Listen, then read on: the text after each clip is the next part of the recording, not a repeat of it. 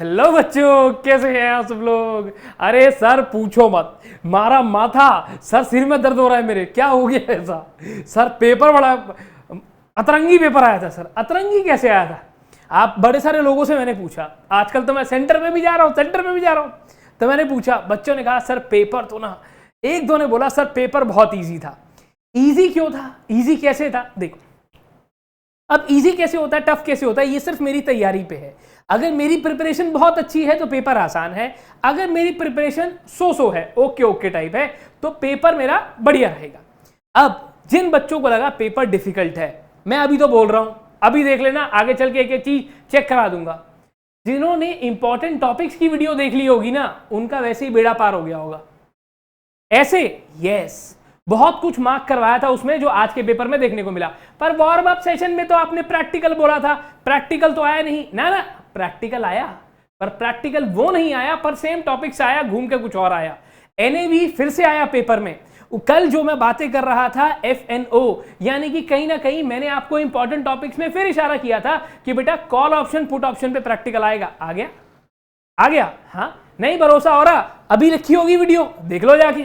Anyways, आगे चलते हैं बच्चों। वैसे तो जो सेंटर पे मिला था मुझे बता देना यार, तुम लोग कमेंट जरूर करना, ठीक है। हाँ बच्चे, सर हमारी फोटो अच्छी नहीं आती, तुम्हारी फोटो अच्छी नहीं आती। देखो, इस तरीके की केस स्टडी आपके पास आई। इन्होंने बोला कि भाई साहब हमारे पास मैक्स ग्रो नाम की एक कंपनी है। वैसे तो मैंने बच्चों को मना कर दिया था कि बेटा क्वेश्चन नंबर 1 से तो पेपर देख रहा ही मत, उल्टा चलना। हाँ, पर तुम लोगों ने फिर वही किया, चैप्टर नंबर 1 क्वेश्चन नंबर 1 से शुरू हो गए। अच्छा, ये थोड़ा सा अवॉइड करना बेटा, ये फोटो मैंने ही खींची है ना, ये मैंने ही खींची है, थोड़ा सा बढ़िया से नहीं है ये। अब मैक्स ग्रो नाम की एक कंपनी है जो कुछ इस तरीके से, कैश रिजर्व है 500 करोड़ रुपए का, डिविडेंड डिक्लेयर किया 20 रुपए पर शेयर, जिसकी फेस वैल्यू 10 रुपए थी। डिविडेंड डिक्लेयर कर दिया 20 रुपए पर शेयर। हाँ, और रिकॉर्ड डेट आने से पहले बहुत सारे लोगों ने क्या करा, उनमें इंटरेस्ट दिखाया, और ब्लॉक डील के चलते, ब्लॉक डील देख लो जाके, इंपॉर्टेंट में देख लो, ब्लॉक डील, बल्क डील देख लो इंपॉर्टेंट में। कह रहा सर अब शेयर होल्डर ने को फिर भी डिविडेंड का पैसा नहीं मिलता है। ओके, कह रहा सर अब क्या करें? अब इसके साथ ही साथ इसलिए एक टर्म यूज करी यहां पे, सर्विलेंस, मार्केट सर्विलेंस। फिर से देख लो जाके। अब क्या block deal window individual investor के लिए होती है? कैसे हो जाएगी सर? इंडिविजुअल इन्वेस्टर का मतलब होता है बेटा रिटेल इन्वेस्टर, जिस बेचारे के पास 2 लाख रुपए हैं, वो ब्लॉक डील विंडो में क्या करेगा? यहां तो पैसा बड़ा चाहिए भाई, यहां तो पैसा बड़ा चाहिए। 10 करोड़ रुपए से ऊपर का ऑर्डर प्लेस होता है बेटा, तब जाके मैं उसे ब्लॉक डील बोलता हूं। ओके सर, टाइमिंग की अगर बात करें तो टाइमिंग बाजार खुलने से पहले, दोपहर को, अभी दोपहर का टाइम हो रहा है जब मैं ये काम कर रहा हूं, 2:05 से 2:20 दोपहर का टाइम, और सुबह का लगभग 8:45 से 9 बजे तक, ये होता है ब्लॉक डील विंडो का टाइम। ओके, कह रहा सर अगर किसी शेयर होल्डर को पैसा नहीं मिला, ठीक है, अगर उसको डिविडेंड नहीं मिला, वो क्या करेगा? देखो आंसर कुछ भी लिखो, बहुत सारे बच्चों ने क्या करा, कह रहा सर आपके पास सीधा फंडा है, आपको लिखना था the first recourse of action is available with the stock exchange. Scores वाली बात करके आए हो तो भी चल जाएगा, ठीक है। इसके बाद प्रिवेंटिव सर्वेलेंस, क्या सर स्टॉक एक्सचेंज कौन कौन से प्रिवेंटिव सर्वेलेंसेस को यूज करता है? तो प्यारे बच्चों, आपने पढ़ा होगा कैपिटल एडिक्वेसी। प्रिवेंटिव 2 तरीके से आ रहा था ना मार्केट सर्वेलेंस में। प्रिवेंटिव पहले वाला था किल स्विच, कैपिटल एडिक्वेसी, इसके साथ ही साथ आपने कुछ कंपलसरी क्लोज आउट, ऐसा कुछ देखा होगा। क्या कंपनी को, कोई कंपनी 2 साल पुरानी है तो क्या मैं उसके शेयर्स को लिस्ट कर सकता हूं? कैसे करेगा भैया, कैसे करेगा? लिस्ट तो तभी करेगा जब तू आईपीओ लेकर आएगा, और जब तू लिस्ट करने के लिए जाएगा तो वो बोलेगा कि पिछले 3 साल का रिकॉर्ड लाया है ना। दूसरी कंडीशन में वो आपको बोलता है कि क्या तुम्हारे पास पिछले 3 साल का रिकॉर्ड है?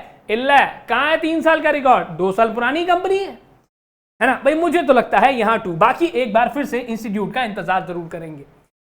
रही बात अगली, अब आता है यहां पर कौन सा topic? Social stock exchange. Sir paper बड़ा मुश्किल था, जाके फिर से देख लो इंपॉर्टेंट टॉपिक्स, बड़ा बड़ा लिखा होगा वहां stock, social stock exchange.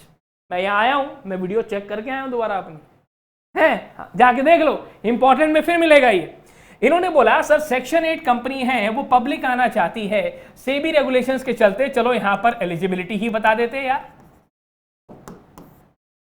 Okay, कह रहा सर यहां पर सेक्शन 8 कंपनी है, अगर मैं सेक्शन 8 कंपनी की जगह चैरिटेबल ट्रस्ट बना लूं, भैया ट्रस्ट बना ले या तू बना ले सोसाइटी, क्या फर्क पड़ता है? सोशल इंटेंट होना जरूरी है बच्चों, सोशल कॉज होना जरूरी है, सोशल इंटेंट होना जरूरी है।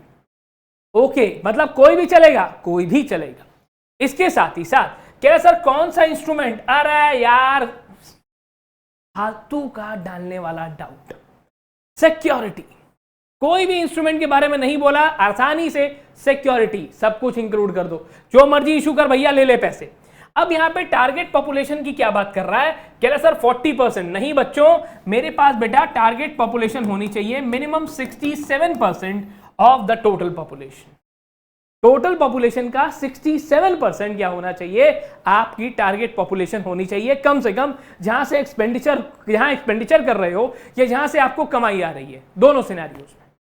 ओके, कह रहे सर अच्छा, अब जो आपके पास सेंटर फॉर यूथ लिमिटेड है, अगर इसको मिनिस्ट्री ऑफ होम अफेयर्स ने डीबार कर दिया तो कोई बात नहीं, डीबार तो डीबार है, चाहे सेबी करे चाहे मिनिस्ट्री ऑफ होम अफेयर्स करे, दोनों ही तरीके से अब इसको पैसे नहीं मिलेंगे। अब इसको बोलो चुप करके बैठ जाए। बच्चा कह रहा है सर सेबी नहीं लिखा है यहाँ पे, सेबी ना लिखा हो तो क्या हो गया, बात तो मिनिस्ट्री से हुआ है और ये इनके सर्कुलर में लिखा हुआ है, वैसे बुक में नहीं है, सर्कुलर में है। एक दो क्वेश्चन ऐसे जरूर हुए हैं जो बुक के बाहर जाकर सर्कुलर से आ गए, मैं बात करूंगा इस बारे में। कह रहा अब जब हम कंपनी सेक्रेटरी की बात कर रहे हैं तो अब ये बताओ भैया कि क्या आप एक कंपनी सेक्रेटरी हो और ये बताओ क्या एक फॉरेन बैंक को डिपॉजिटरी पार्टिसिपेंट बना सकते हैं? बिल्कुल बना सकते हैं बच्चों, बिल्कुल बना सकते हैं बेटा। वहां डीपी कौन कौन बन सकता है? Foreign bank operating in India with the permission of RBI, ये काम कर सकता है, कोई मना नहीं है। कह रहा मनोज सोनी जो कौन है, एक प्रोफेशन से लॉयर है, उनका एक डीमैट अकाउंट है एक बैंक के पास, वो एक और ठीक है एक शेड्यूल्ड बैंक के पास उनका एक डीमैट अकाउंट है, एक और डीमैट अकाउंट खोलना चाहते हैं डिपॉजिटरी पार्टिसिपेंट के पास। अरे भैया तो खोल लेना यार, एक है ना, दूसरा डीमैट अकाउंट किसी डीपी के पास खोलना चाह रहे हो तो क्या दिक्कत है, ओपन कर लो। एक बंदे के पास एक डीमैट अकाउंट हो जरूरी थोड़ी है। प्रैक्टिकल अप्रोच पे मैंने भी बताया होगा कि मेरे खुद के पास 3 डीमैट अकाउंट्स हैं। अब मोहन रेड्डी जिनके पास शेयर्स हैं XYZ लिमिटेड के, क्या इनको राइट इशू मिलेगा? क्यों नहीं मिलेगा भाई?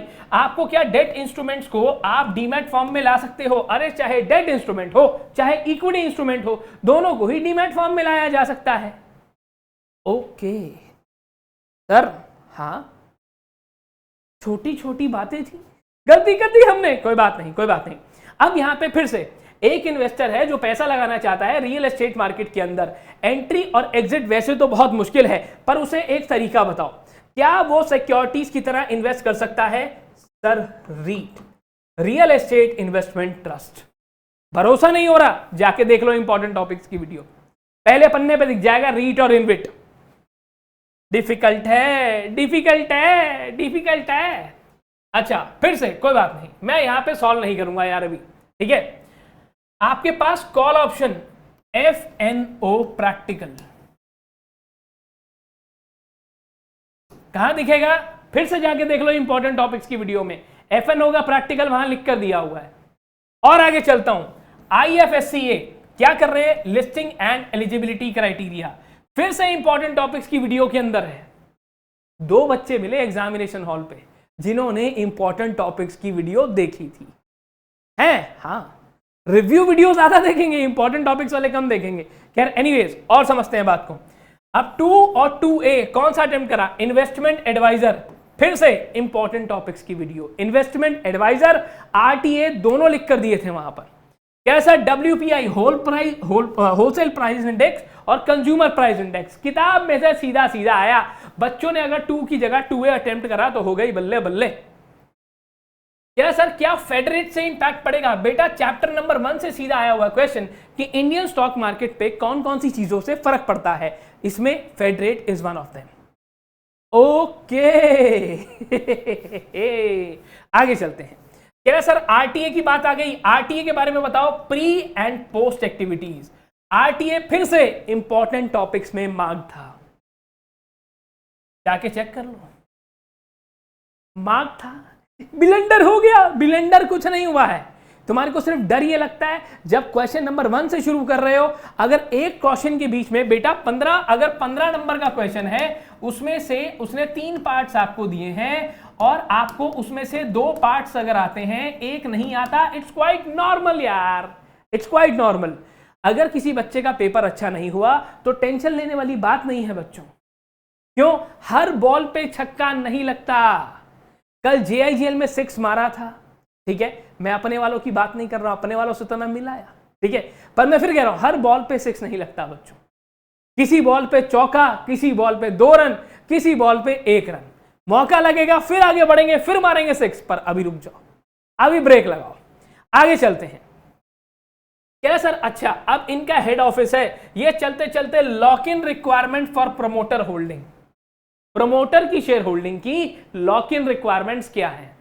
आसान, रिपीट हुआ। पिछली बार उसने मिनिमम पब्लिक शेयर होल्डिंग बोला था और यहां इस बार उसने प्रमोटर कंट्रीब्यूशन बोल दिया। फिर से मेरे वाले में मार्क्ड होना चाहिए, ये मुझे एग्जैक्टली अभी याद नहीं आ रहा। फिर स्वेट इक्विटी शेयर्स जब आप इशू करने के लिए जा रहे हो, किस इंसान को? जीवन नाम के एक बंदे को। जीवन के पास ऑलरेडी 21% है। अरे यार, बहुत सिंपल, सीधा, आसान। क्या जीवन प्रमोटर ग्रुप का है? नहीं है सर, प्रमोटर ग्रुप का नहीं है ना, बस ठंड रखो। दे सकते हैं जीवन को, बिल्कुल दे सकते हैं सर। आप क्या कर रहे हो? जीवन को दे रहे हो, जीवन के पास ऑलरेडी 21% है। ठीक है भाई, है तो है, क्या करें? इंफॉर्मेशन कौन कौन सी देनी पड़ेगी स्टॉक एक्सचेंज को? स्टॉक एक्सचेंज को फोकस कहां ले जा रहा है कि स्टॉक एक्सचेंज को क्या क्या बताना पड़ेगा बच्चों। ये स्वेट इक्विटी होते ही विद इन 7 डेज बेटा, 7 दिन के अंदर अंदर स्टॉक एक्सचेंज को बताना है कि किसको हमने शेयर्स दिए हैं, कितने दिए हैं, किस अमाउंट पे दिए हैं, कौन सा बंदा है, क्या नंबर ऑफ शेयर्स हैं, क्या प्राइस है, सब डिटेल्स वहां बतानी होगी। ओके, ठीक है सर। अब और आगे लेकर चलता हूं।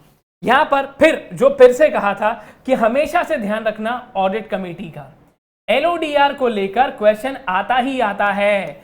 LODR तो मैं पूरा ही इंपॉर्टेंट समझता हूं, बट ये बेसिक था, है ना। This was very basic. और आगे लेकर चलता हूं। यहां पर अब क्या हो रहा है कि भाई एडवर्टीजमेंट कोड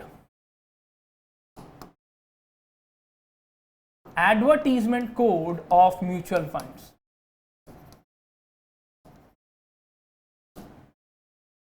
यहां से आया क्वेश्चन, क्या सेलिब्रिटी को हायर कर सकते हैं? ना, नहीं। इंपॉर्टेंट टॉपिक्स की वीडियो में फिर लिखा था कि बेटा एडवर्टीजमेंट कोड से क्वेश्चन आएगा, करके जाना। नहीं, करके गए थे तो अच्छी बात है भाई, जो करके गए थे ध्यान रखना। तुम्हें लग रहा हो कि मैं ऐसे ही बोल रहा हूं तो जैसे तुम्हें ठीक लगे यार। अगली बात आती है रिक्लासिफिकेशन। चलो, ये तो मैं कहता हूं कि बहुत सारे बच्चों को चीजें हो सकता है ना पता हो, क्योंकि अगर कभी भी बेटा कोई भी प्रमोटर है जो क्या करता है, पब्लिक शेयर होल्डर में जाना चाहता है, अगर कोई भी कैटेगरी ऐसी है जो प्रमोटर को बिलोंग करती है और बाद में पब्लिक शेयर होल्डर में कन्वर्ट होना चाहते हैं, तो पहले उन्हें बोर्ड मीटिंग बुलानी होगी within 3 months of the notice by the promoter और the next board meeting whichever is earlier. Board meeting बुलानी होगी और यहां से फिर क्या होगा, जनरल मीटिंग बुलानी होगी। ओके, 1 से 3 महीने के अंदर अंदर बोर्ड मीटिंग बुलाकर BR पास करोगे और पास करते ही स्टॉक एक्सचेंज को बताना होगा। ये काम इमीडिएटली हो जाना चाहिए। अब इसमें कौन कौन से इंसान हैं जिनको अलाउड नहीं है, इस बात को बता देता हूं, क्योंकि बहुत सारे बच्चों को पता ही नहीं था क्या लिखना है। आप कभी भी प्रमोटर की कैटेगरी से निकलकर KMP नहीं बन सकते। KMP नहीं बन सकते तो कंपनी सेक्रेटरी नहीं बन सकते, आप CFO नहीं बन सकते, दोनों पे मना हो गया बेटा। 10% से ऊपर की कैटेगरी जिसके पास है, 10% से ज्यादा के शेयर्स जिसके पास हैं, वो तो वैसे ही पब्लिक की कैटेगरी में नहीं आने दूंगा। तो मैं कितना होल्ड कर रहा है? 15%। ये फिर से क्या हो गया? मना हो गया बच्चों। अगर कोई भी विलफुल डिफॉल्टर है तो नैना को भी क्या हो गया? नैना को भी मना हो गया। अगर किसी की ट्रेडिंग सस्पेंडेड है, इसको भी मना हो गया। तो इनमें से सर्कुलर के अकॉर्डिंग कोई भी बुक के अंदर नहीं मिलेगा, सर्कुलर पे है ना। अगर आपको कोई भी ऐसी चीज देखने को मिलती है, सर एक आधा क्वेश्चन तो चलो मैं एक्सपेक्ट कर लेता हूं, 1-2 क्वेश्चन तो मैं खुद ही मान के चलता हूं कि मेरे एंड से तुम्हें ना आते हों, इसलिए पेपर भी 130 नंबर का बनता है, उससे ऊपर ही जाता है, ठीक है। एनीवेज, और आगे चलते हैं। कह रहा सर अब यहां पे बच्चों वाला सवाल, board resolution, escrow account, funding of buyback. ये मुझे नहीं लगता यार कि कोई बच्चा होगा जो ये नहीं कर पाएगा, ये तो सबने कर लिया होगा। और आगे लेकर चलता हूं। कह रहा सर अब यहां पे क्या हो रहा है, हरीश लिमिटेड, मोनीश लिमिटेड, मजा क्या आ रहा है यहां पर क्वेश्चन को देखते हुए कि बेटा ये तो फार्मास्यूटिकल कंपनी है, 5 साल पुरानी है, आईपीओ लेकर आ रही है, पर मोनीश लिमिटेड क्या कंपनी है? It is a startup. ये क्या है? एक स्टार्टअप है। अब यहां पर मेरे पास कौन आ गए हैं? कह रहा सर एंकर इन्वेस्टर। अगर आपको लग रहा हो कि एंकर इन्वेस्टर किसी, भाई ये तो नहीं आता था हमें, इंपॉर्टेंट टॉपिक में फिर देख लेना। एंकर इन्वेस्टर बड़ा बड़ा वहां लिखा है। अब इस क्वेश्चन में बच्चों ने गड़बड़ी क्या करी? बहुत ही सिंपल तरीके से उसने बोला कि अगर आप एंकर इन्वेस्टर के यहां से आ रहे हो, पहले तो बताओ सर आए कहां से हो? मैंने कहा एंकर इन्वेस्टर से आया हूं। कह रहा ठीक है, मैक्सिमम 2 एंकर इन्वेस्टर अगर हैं तो मेन बोर्ड पे, अब ये मेन बोर्ड हो गया, एक हो गया एसएमई वाला बोर्ड, ठीक है, मेन बोर्ड हो गया तो उसकी रिक्वायरमेंट अलग है, एसएमई वाले की अलग है। आपके पास मैक्सिमम 2 तक आप जा रहे हो तो मेन बोर्ड वाले पर 10 करोड़ रुपए अप टू 10 CR इन्वेस्टमेंट हो सकती है, और एसएमई वाले पर हो सकती है up to 2 crore rupees only. कोई टेंशन नहीं थी, पर एक प्रॉब्लम यहां पर थी। प्रॉब्लम क्या थी कि बेटा उसने अलॉटमेंट पूछी थी, पैसा नहीं पूछा था। जब वो अलॉटमेंट पूछ रहा है तो जितना भी अमाउंट आपका निकल कर आया बेटा, उसे डिवाइड करना था by face value of 10 rupees, तब आपके पास नंबर ऑफ यूनिट्स निकल कर आएंगी। ये किया? ये किया नहीं, हम तो एंकर इन्वेस्टर देखकर बड़े ही खुश हो गए। ओके, खुश हो गए, अभी खुश हो? नहीं किया? कोई बात नहीं, कोई बात नहीं। फिर से बात एनएवी की आई। कल भी बोला था वार्म अप सेशन में कि एनएवी का खास तौर पे ध्यान रखना। क्वेश्चन पलट गया, कोई बात नहीं, क्वेश्चन टर्न हो गया, कोई बात नहीं। मैं खुद मान के चल रहा हूं 1-2 क्वेश्चन ऐसे होंगे जो किसी को नहीं आते होंगे, इसीलिए चॉइस है। आगे चलते हैं सर। अगली बात कह रहा है अब आपके पास open offer applicability of exemption कहां? शास्त्र में। ये तो कल वार्म अप सेशन में भी बताया था, और भरोसा ना हो तो इंपॉर्टेंट टॉपिक्स की वीडियो देख लो, वहां भी बताया था कि सर आपके पास 45% शेयर्स ऑलरेडी है, 2% आप आपस में प्रोमोटर्स ट्रांसफर करना चाहते हैं एक एंटिटी से दूसरी एंटिटी। क्या एग्जम्प्ट होगा? बिल्कुल, क्यों नहीं होगा? कि नहीं होगा? होगा ना सर? होगा पक्का, श्योर हो। एग्जाम्पशन 2 तरीके की थी फर्दर, कि ऑटोमेटिक और जो सेबी दे रहा है, दोनों में डिफरेंस होता है, ध्यान रखना। क्या सर? और आगे लेकर चलता हूं। आपके पास एक और सिंपल सा फंडा आया। कह रहे सर जहां पर कंपनी आईपीओ लेकर आती है, अब लिस्टिंग होती है, और यहां पर lock in period of pre issue holding, यानी कि फिर से आप यहां पर कैटेगराइज हो गए हो। आपका जो प्रमोटर है, प्रमोटर के ऊपर लॉक इन रेस्ट्रिक्शंस क्या लगेंगी? बताओ बताओ। Simple simple. अब फंडा थोड़ा सा और चेंज हो गया कि पैसे किस वजह से मांग रहे थे, ठीक है। अब एक और बात को समझना। कह रहा सर एक और चीज HNI कैटेगरी और non institutional investor, HNI and non institutional investors, application size पता है दोनों का? HNI कहां हो रहा है? रिटेल के बाद HNI आ रहा है, 2 लाख रुपए से शुरू हो रहा है और आगे बढ़ता हुआ जा रहा है 2 करोड़ रुपए तक। अब नॉन इंस्टीट्यूशनल इन्वेस्टर उससे भी बड़ा हो जाता है। तो कह रहा सर एप्लीकेशन साइज ही तो बताना था यार, क्या दिक्कत थी?